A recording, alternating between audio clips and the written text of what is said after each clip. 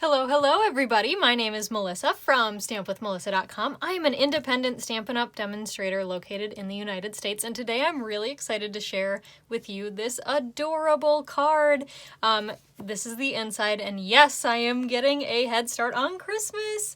I've made a couple Christmas cards already this year, but now I'm playing with our brand new product that's coming up. This is the Words of Cheer bundle, so I'll open it up so you can see. It is photopolymer and it comes with all of these amazing dies.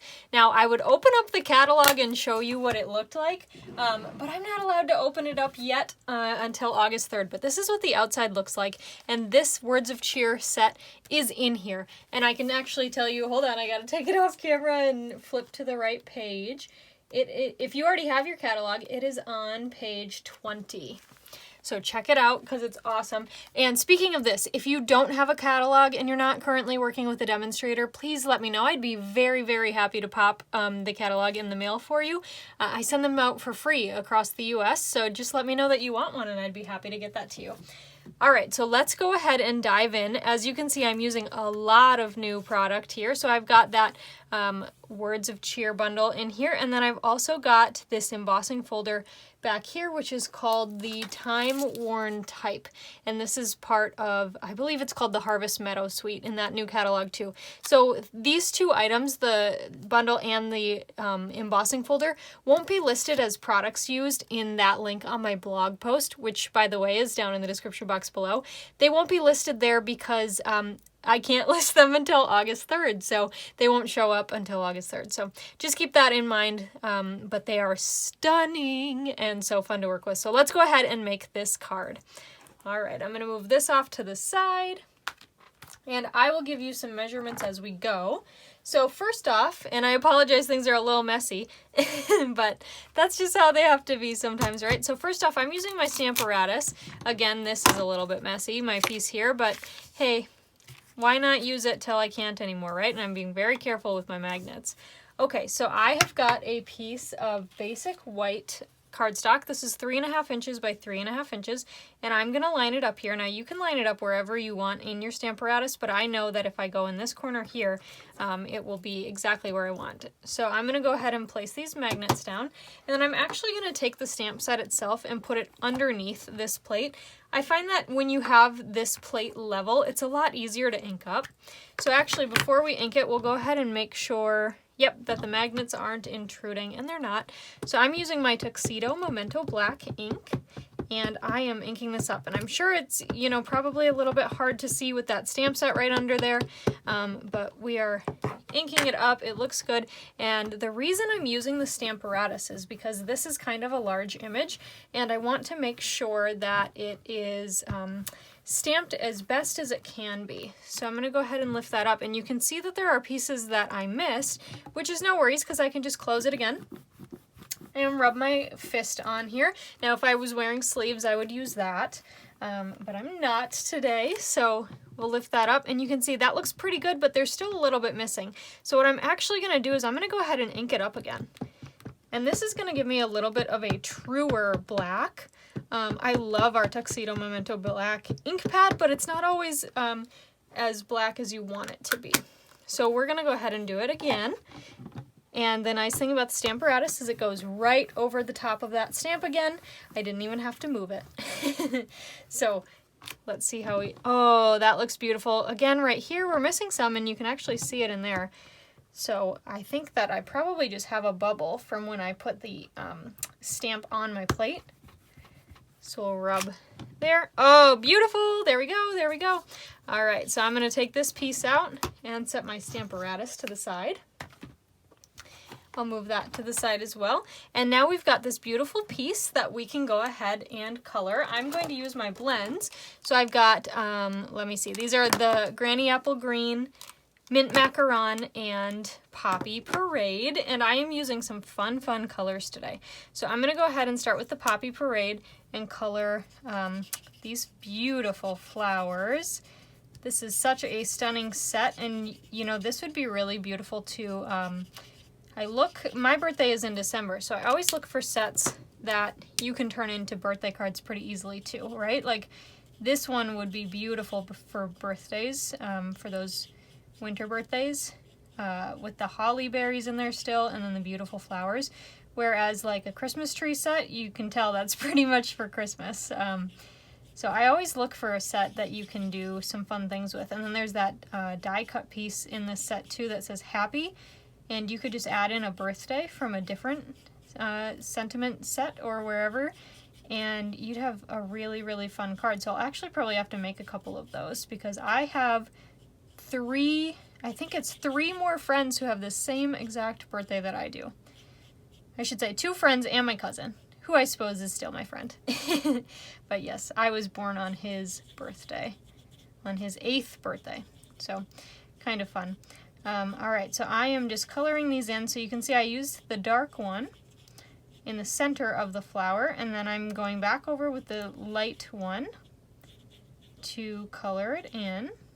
And then we're gonna go ahead and use, so that's all the Poppy Parade. Then we're gonna go ahead and switch over to the mint macaron. All right, so I'm gonna start with the dark, and I'm gonna use the blunt end here because we're gonna do all these little circle pieces. So I'm just adding some of that dark down at the bottom of these circle pieces, and then I'll go back over them with the light.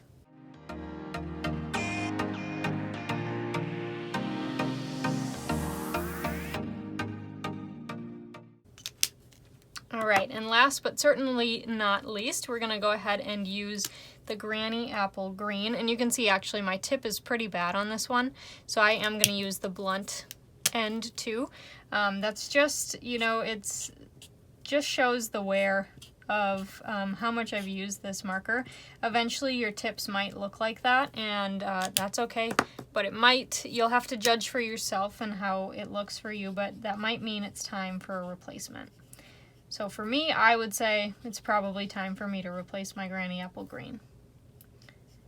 Which actually kind of works out. My niece and, well actually it's mostly my niece, always asks me if she can use these markers, and I always tell her no because they're my nice markers, and so I always say no. And they're permanent. She's only 6, but she's pretty careful, so she actually would probably be fine with them. But I always get a little bit nervous, and her 3-year-old brother, my nephew, if she's using them, he'll want to also. So I always like to be a little bit careful, and so as I replace them, I let her use them. So she might be getting some greens soon. All right, so I'm just gonna finish kind of doing the edges that are closest to that stem there in the dark, and then again I'm going to use that blunt tip end, and I'm also using the blunt tip because these are pretty small areas, so I don't want to color outside of the lines if I can avoid it. There are some sets that I really like to do that, and I call it messy coloring. I really like to go outside of the lines on some of them, but this one I want to stay inside the lines if I can, so we will go ahead and just finish this up here quick.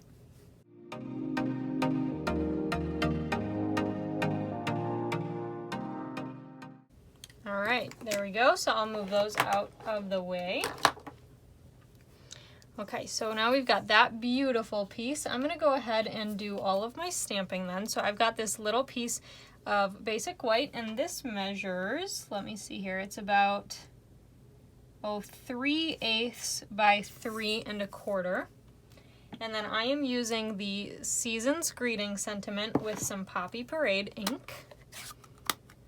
So we will go ahead and get this stamped.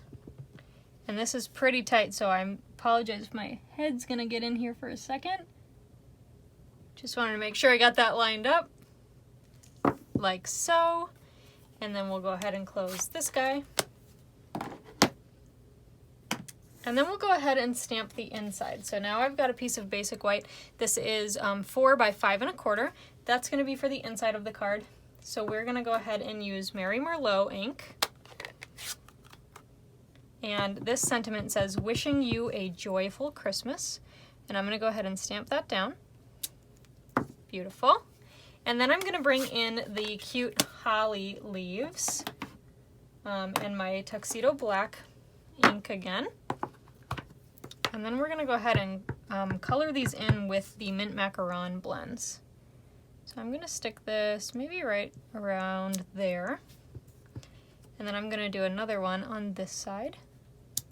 I think it just adds a little nice touch. It looks so nice when you do little extras on the inside. So now I'm gonna go ahead and just use my mint macaron real quick.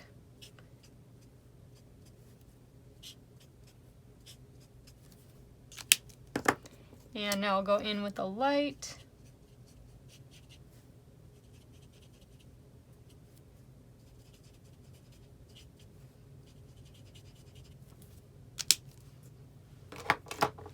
All right, now all of the pieces are stamped. So we're actually going to, I'm gonna move these off to the side a bit. And then I've got this piece of mint macaron here, and this is 4 by 5 1/4, and I embossed this with that Timeworn Type 3D embossing folder, that one that's new. But I thought that it would look kind of cool if we did some blending, and that's what you can see here from my sample card. So I am going to bring in my blending brush and my mint macaron ink pad.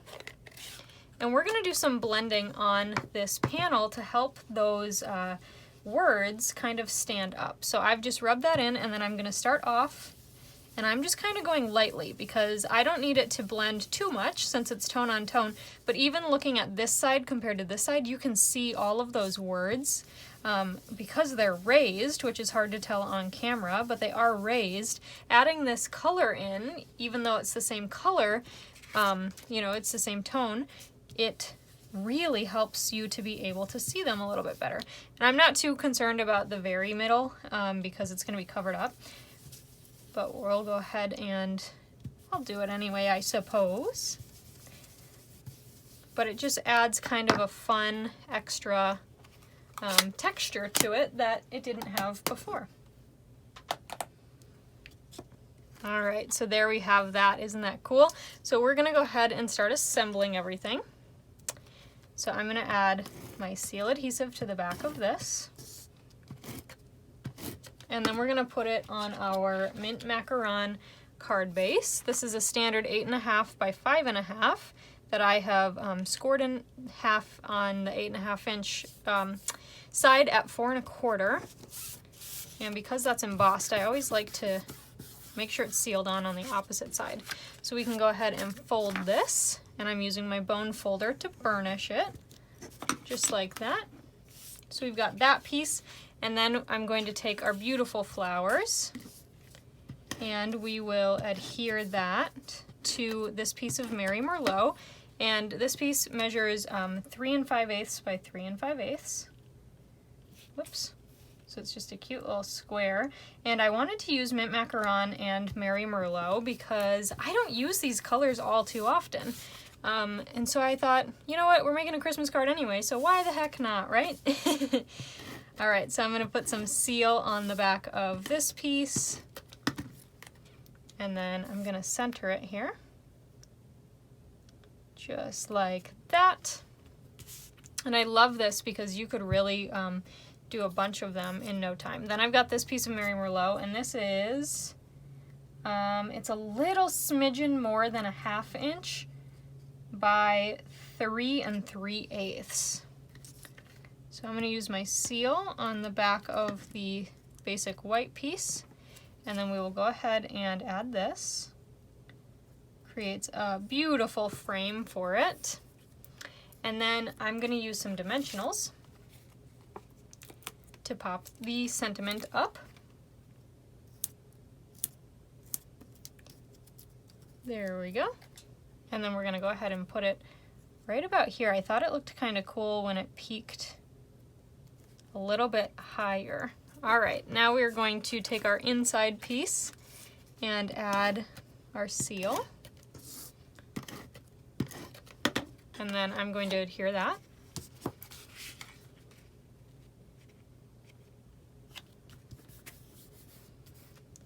And there we have it. There's our completed card. All right, I'll get rid of this piece of paper.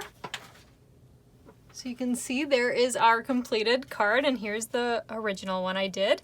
Oh my gosh, I forgot the embellishments. Hold on, we're not done. Good thing I brought that one in. Okay, we're gonna use these opal rounds. I think these are just gorgeous. So I'm gonna put a big one right there, and then just one of the little ones right next to it. Now we're done. Oh my goodness, how could I ever forget the embellishments? Alright, so there are the completed cards. If you like this video, please go ahead and give me a thumbs up. Subscribe to my YouTube channel if you haven't already, and make sure you turn the notification bell on because that'll notify you anytime I post a new video or go live. And I do go live at least once a week right now. So thank you so much for watching, and again, if you do not have a catalog or you are not currently working with the demonstrator, please let me know. I'd be happy to get you the catalog. Again, this catalog goes live to customers on August 3rd, but if you are a demonstrator, you can pre-order right now, and everything in that mini catalog is open to pre-order except a couple of things that are on back order. So thank you guys so much for watching, and I'll see you next time. Bye for now.